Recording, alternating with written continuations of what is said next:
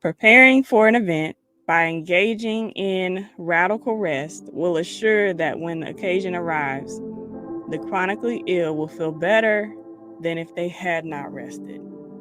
Everyone that I've talked to, for every story that I've heard, for every article I've read from people who have a chronic illness, the same thing rings true, and that is no matter how much rest you get, sometimes it's just not enough because there's something called chronic fatigue. And for those of you who don't know, with chronic illness, there's something called comorbidities. So, for example, someone like me may have chronic migraine disorder.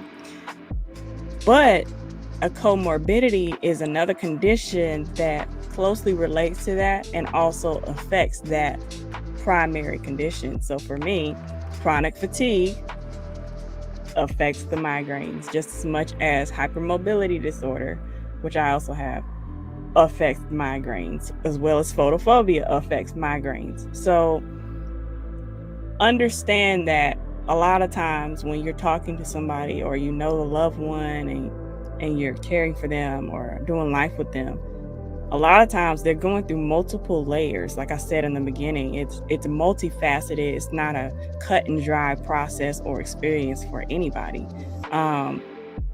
So when it comes to something like rest, it's really kind of difficult to navigate because I know in my experience, I can rest for a week in preparation for something, but I just never know. I rest with the intention of like, okay, taking care of myself, doing what I can so that, you know, at the very least, I did what I could leading up to that event. But you never know. You kind of have to plan and then plan again and then have a contingency plan for the plans you just made. And one of the things that I find very difficult is having to cancel on people a lot because of flare-ups. With chronic migraine disorder, I have migraine 24/7. That means it does not go away. It is present. The difference, though, between one moment and the next is the intensity of the migraine and the type of migraine I'm experiencing at any given moment. So right now, as I'm talking to you guys, I have what is called, or what I like to call, a functional migraine, which means I can communicate, I can sort of move about, but it comes with some vestibular symptoms like vertigo, lightheadedness, nausea, ringing in the ears, but I'm able to function to a certain degree of my level of normalcy.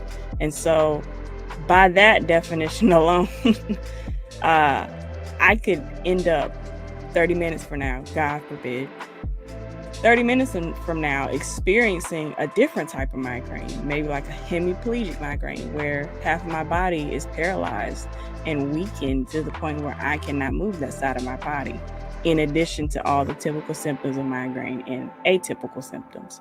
So you really never know. And if you are doing life with someone who has a chronic illness or a disability or chronic pain, be willing to be teachable.